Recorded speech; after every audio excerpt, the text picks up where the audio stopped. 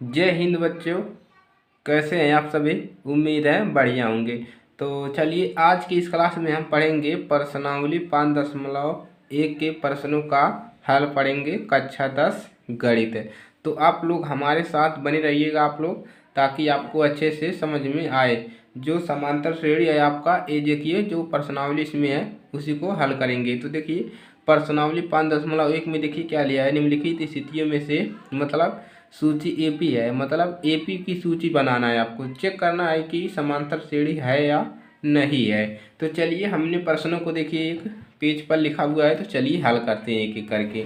तो देखिए इसमें पहला आपका प्रश्न है कक्षा 10 गणित का, जो देखिए पहले में का आपका पहला प्रश्न है। चलिए इसको हल करते हैं। तो देखिए पहला प्रश्न आपका क्या है, पढ़ेंगे सबसे पहले। प्रत्येक किलोमीटर के बाद का टैक्सी का किराया जो है, टैक्सी का किराया देखिए कह रहा है, जबकि प्रथम किलोमीटर के लिए किराया 15 रुपया है। देखिए रुपये 15 रुपये, यानी कि प्रथम मतलब एक बार जाने में किराया कितना है, 15 रुपया है। और अगर उससे मतलब जहाँ तक जा रहे हैं, अगर वहाँ तक जाएंगे तो 15 रुपया लगेगा। अगर उससे दूर जाएंगे, और देखिए लिखा है, और अतिरिक्त किलोमीटर के लिए किराया कितना है, 8 रुपया है। यानी कि अगर उससे दूर जा रहे हैं तो 8 रुपये आपको ज़्यादा देना पड़ेगा। चलिए अब इसको हल करेंगे, एकदम आसान है, सिंपल सा क्वेश्चन है। चलिए हल कर लेंगे। तो हल करिए आप लोग साथ साथ हमारे। चलिए हल करेंगे। तो हम क्या लिख लेंगे कि प्रथम जो मतलब प्रथम किलोमीटर का किराया, तो ये आप लोग लिखेंगे हमारे साथ, प्रथम किलोमीटर, हम इंग्लिश में लिख रहे हैं किलोमीटर का टाइम बचेगा। आप लोग भी लिख सकते हैं किराया। प्रथम किलोमीटर का किराया कितना है, 15 रुपये, रुपये 15। अब चलिए आप लिखेंगे अतिरिक्त किराया, अतिरिक्त अतिरिक्त किलोमीटर का किराया, ये कितना है, अतिरिक्त किलोमीटर का किराया कितना है, 8 रुपये। अब देखिए प्रथम किलोमीटर का किराया 15 हो गया और 8 हो गया। अब देखिए अब यहाँ से हम क्या बनाएंगे, श्रृंखला बनाएंगे। श्रृंखला कैसे बनेगा, देखिए एकदम सिंपल है। देखिए पहले बार किराया कितना था, 15 था। जब मतलब उससे आगे गए तो कितना हो गया, उसमें 8 रुपया बढ़ गया, यानी कि 15 में 8 जोड़ेंगे कितना मिलेगा, 15 8 23, 23 हो गया। अब फिर उससे आगे जाएंगे तो इसमें फिर 8 जुड़ जाएगा, कितना हो जाएगा, 23 और 8 कितना हो जाएगा, 23 7 30 और 1 31, 31 हो जाएगा। अब चलिए 31 में दोबारा फिर 8 जोड़ेंगे, कितना हो जाएगा, 39 हो जाएगा। आगे इस प्रकार से बढ़ता रहेगा। अब क्या निकालेंगे यहाँ से, देखिए अब इसकी जांच करेंगे कि मतलब भाई मतलब समांतर श्रेणी है या नहीं है। श्रेणी तो बन गया, श्रृंखला। अब इसको जांच करिए। चलिए जांच करेंगे, जांच जांच करेंगे। अब देखिए ए बराबर यहाँ पर कितना है, 15, ए का मान 15 है। अब चलिए अब हम सर्वांतर निकालेंगे। कैसे निकलता है, D1 निकालेंगे। इसमें से इसको घटाते हैं, यानी कि A2 में से A1 को घटा देते हैं तो कितना मिलेगा, देखिए 23 में से 15 घटाएंगे कितना मिलेगा, 8 मिलेगा। अब इसी प्रकार D2 निकाल लीजिए। A3 में से A2 को घटाएंगे, यानी कि 31 में से, देखिए 31 में से 23 को घटाएंगे कितना मिलेगा, 8 मिलेगा। D3 निकालेंगे। A4 में से A3 घटाएंगे कितना मिलेगा, यानी कि 39 में से -31 करेंगे तो भी हमको 8 मिलेगा। अब देखिए यहाँ पर क्या लिख देंगे, देखिए सभी स्थान पे हमको क्या मिल रहा है, समान मिल रहा है, सर्वांतर। तो लिखेंगे यहाँ सर्वांतर, सर्वांतर क्या है, समान है, समान है लिख देंगे। अतः यह क्या है, समान है जब तो क्या हो जाएगा, यह अतः इसलिए ऐसे लिख दिया, अतः यह एपी है। समांतर श्रेणी को ही देखिए एपी बोलते हैं, एपी बोलते हैं। तो एपी मतलब हो गया ये क्या है, समांतर श्रेणी है। चलिए ये हो गया पहला क्वेश्चन आपका हल। तो इसी प्रकार से आपको क्वेश्चनों को लगाना है, कोई दिक्कत नहीं होगा आपको। चलिए आगे बढ़ते हैं। दूसरा नंबर क्वेश्चन नंबर 2। चलिए क्वेश्चन नंबर 2 देखिए, इसको समझेंगे आप लोग अच्छे से। चलिए देखिए, दिया है किसी बेलन में उपस्थित हवा की मात्रा, बेलन मतलब होता है सिलेंडर, बेलन का जो स्पेलिंग होता है मतलब इंग्लिश सिलेंडर होता है। तो किसी बेलन में उपस्थित हवा की मात्रा जबकि वायु निकालने वाला पंप प्रत्येक बार में बेलन की शेष हवा का 1/4 भाग बाहर निकाल देता है। यानी कि किसी सिलेंडर है उसमें से क्या कर रहा है, पंप है, वो हवा निकाल रहा है कितना, 1/4 भाग बाहर निकाल देता है। अब आपसे पूछ रहा है उपस्थित हवा की मात्रा, यानी कि श्रृंखला यहाँ से बनाना है इसका। तो चलिए कैसे बनाएंगे। हम सबसे पहले मानेंगे कि जो बेलन में हवा की मात्रा है वो 1 है। चलिए यहाँ से क्या निकालेंगे, हल करेंगे आप लोग हमारे साथ भी हल। चलिए अब क्या मान लीजिए, माना बेलन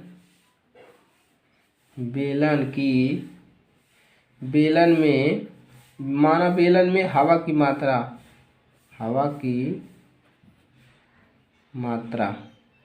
कितना मान ले, 1 है। यानी कि हम मान ले रहे हैं कि उसमें हवा जो है 1 भरा हुआ है। अब इसको 1 को हम T1 से दिखा देते हैं, T1 बराबर 1 है। अब चलिए, अब कितना हवा निकाला गया है,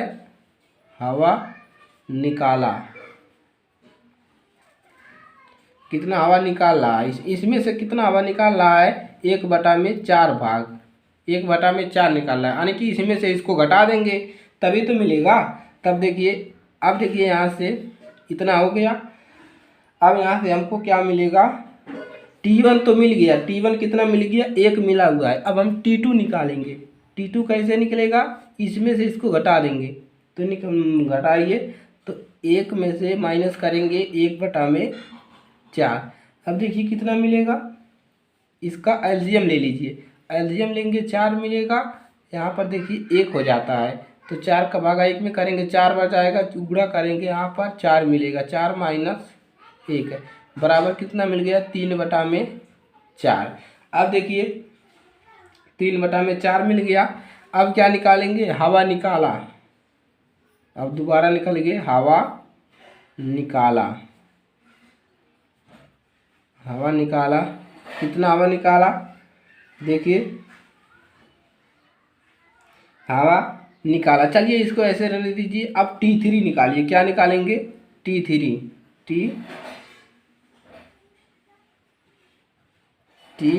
चलिए इसको निकाल लीजिए दोबारा। हवा निकाला, कितना निकाला, 3/4 गुणा में, और पहले कितना निकाल रहा था, 1/4 निकाल रहा था। चलिए अब इसको क्या करेंगे, तिर्यक का गुणा कर दीजिए, 3 का नम 3, 4 चौके 16। अब देखिए T2 हो गया, T3 निकालिए, T3 निकालेंगे। चलिए T3 निकालेंगे, कैसे निकालेंगे, कितना हवा निकाल रहा है, देखिए यहाँ पर T2 कितना है, 3/4 है, तो 3/4 में से हम किसको घटाएंगे, इसको घटाएंगे, -3/16 को, बराबर कितना मिल जाएगा, देखिए यहाँ से एलसीएम लेंगे, 4 मिलेगा, कितना मिलेगा, 16 मिलेगा, 4 चौके 16, और यहाँ पर करेंगे 4 तिहाई 12 -3 बराबर कितना मिल जाएगा, 9/16। तो T3 का मान कितना मिल गया, 9/16। चलिए 3 मान आपको निकालना है, उससे ज़्यादा निकालना नहीं है, कोई ज़रूरत भी नहीं है। चलिए 3 मान निकल गया। अब श्रृंखला बनाएंगे, श्रृंखला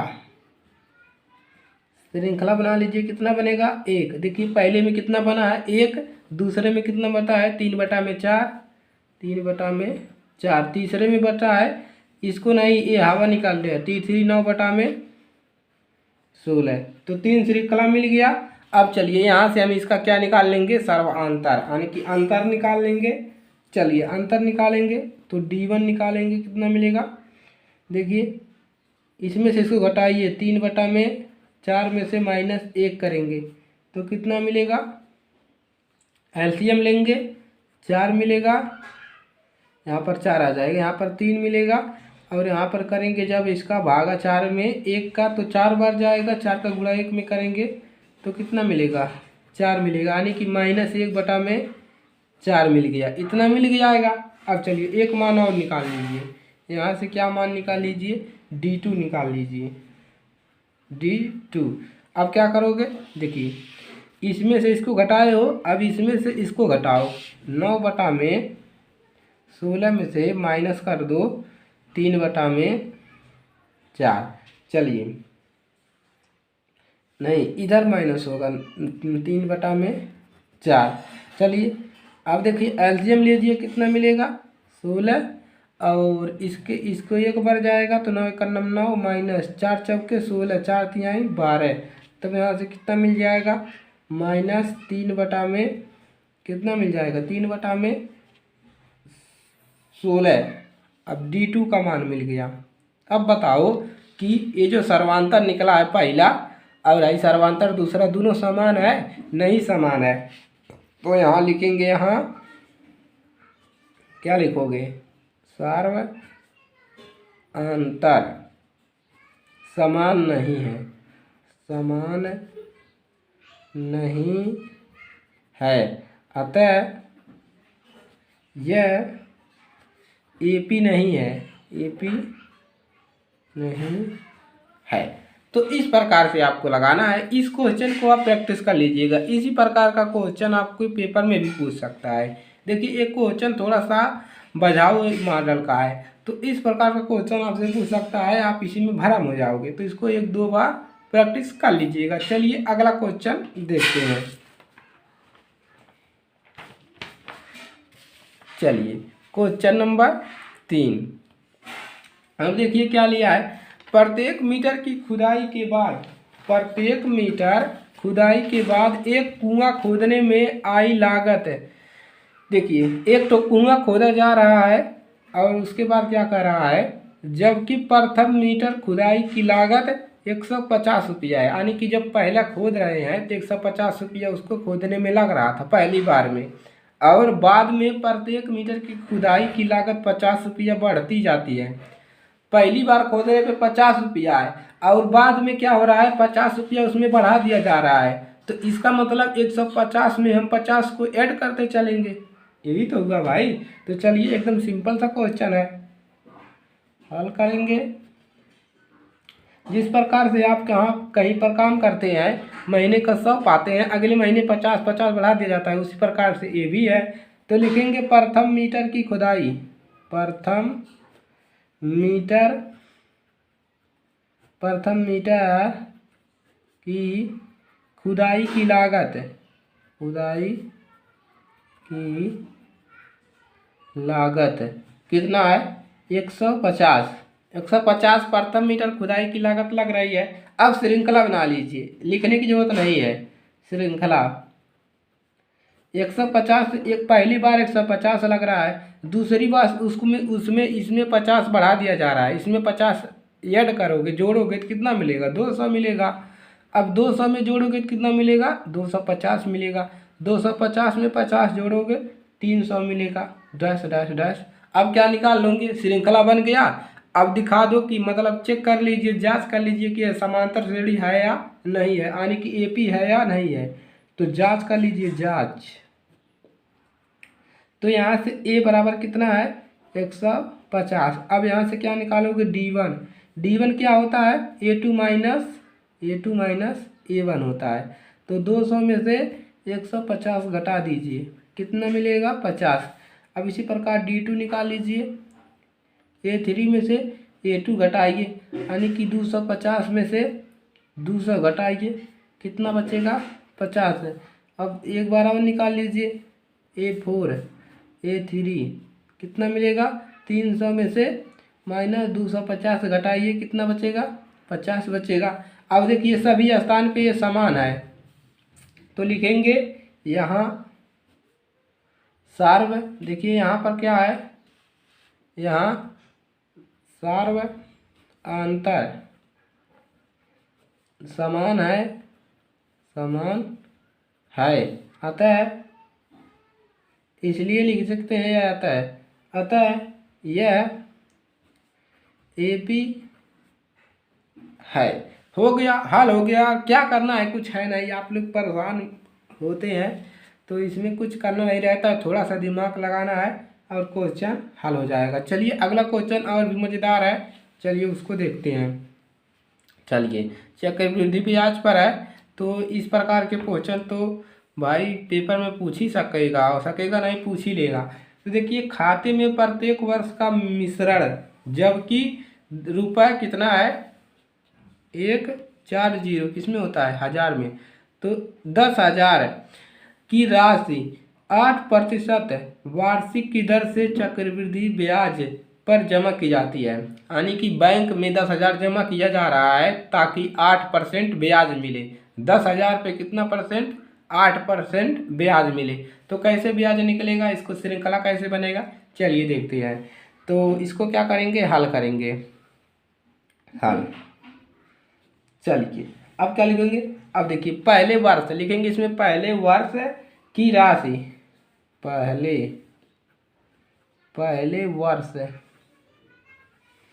वर्ष की, देखिए वर्ष का मिश्रण कहाँ है, पहले वर्ष की राशि, पहले वर्ष की राशि कितना है, 10,040। अब चलिए अब निकालिए दूसरे वर्ष की राशि कितना होगा, दूसरे वर्ष का चक्रवृद्धि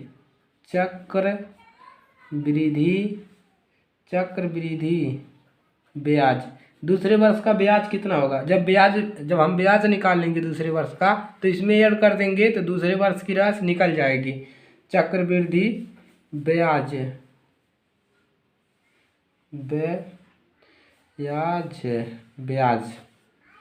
चलिए चक्रवृद्धि ब्याज कैसे निकलता है, देखिए चक्रवृद्धि ब्याज इस प्रकार से निकलता है। देखिए कितना पैसा दिया है, 10,000 जमा है, 10,000 कितना प्रतिशत पे, 8% पे, 8% हो गया, गुणे 1 बटा में कितना कर देंगे, 100 कर देंगे। इसी प्रकार से निकालना है। अब देखिए 3 जीरो से 3 जीरो कैंसिल हो जाएगा, इसका गुणा यहाँ पर कर दीजिए तो कितना मिलेगा, ये तो 1,000 हो गया भाई, दूजे जीरो कटेगा, 3 जीरो रहेगा तो कितना मिल जाएगा, 8 का गुणा करोगे यहाँ पर 800, 1 का गुणा करोगे 8 ही मिलेगा।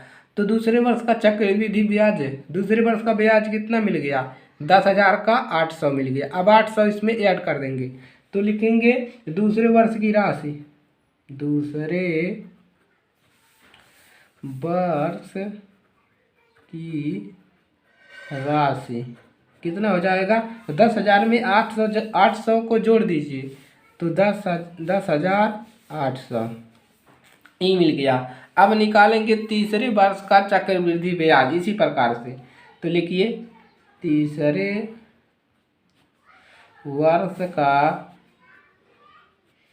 चक्रवृद्धि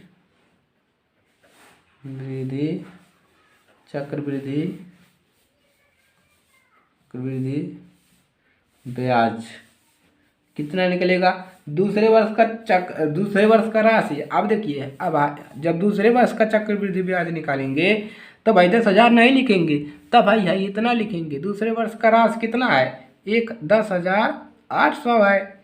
अब गुणे करेंगे कितना परसेंट है, 8% सभी साल बढ़ रहा है, गुणे 1 प्लस बटा में 100। इस प्रकार से निकालेंगे, नहीं कि 10,000 दोबारा लिखेंगे, नहीं हाई वाला राशि लिखेंगे, हाई दूसर का साल का पैसा लिखेंगे। अब चलिए 2 जीरो से 2 जीरो कैंसिल हो गया, इसका गुणा यहाँ पर कर लीजिए, 8 हटाई 64 के 4 हासिला 6, 8 शून्यम शून्य और हासिला 6 और 8 करना 8, 864। अब 864 इसमें ऐड कर देंगे। अब लिखेंगे तीसरे वर्ष की राशि, तीसरे वर्ष की राशि।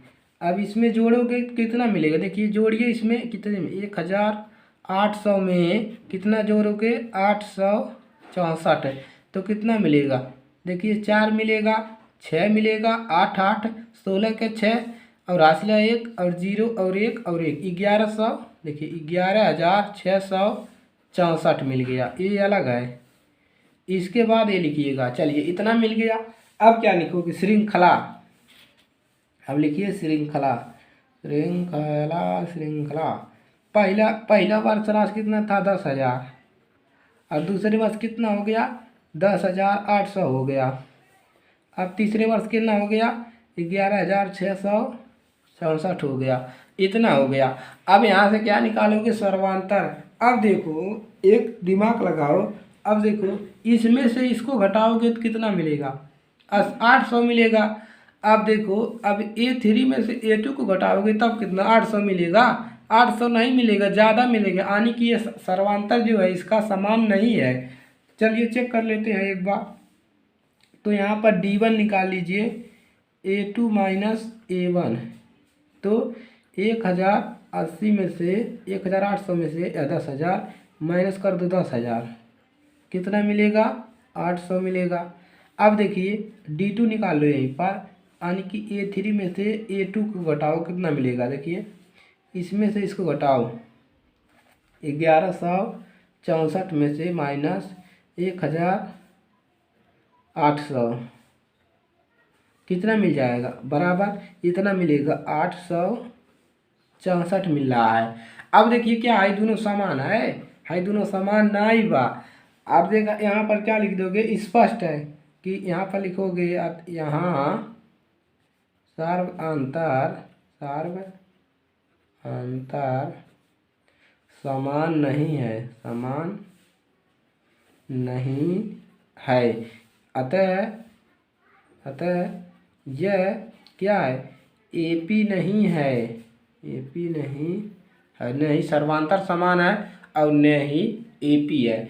तो इस प्रकार से देखिए बच्चों, आपका जो है प्रश्न लगेगा, और आप लोग ये वाला प्रश्न और जो आपका है दूसरा प्रश्न, ये दोनों को ज़्यादा तैयार कीजिएगा। इसमें से सभी मोस्ट इम्पोर्टेंट है भाई। इबारती ही प्रश्न तो पूछता है पेपर में, और क्या आपसे ये थोड़ी ना पूछेगा कि प्रथम पद लिखो, सर्वांतर लिखो, नहीं, ये भी पूछता है 1 नंबर में, लेकिन इबारती प्रश्न आपके ज़्यादा पूछता है। तो इबारती प्रश्न पे अपना कमांड बनाइए, उस पर प्रैक्टिस कीजिए, उसको लगाइए, उसको आप लोग 1 बार 2 बार 3 बार, जब तक नहीं आ रहा है तब तक लगाइए।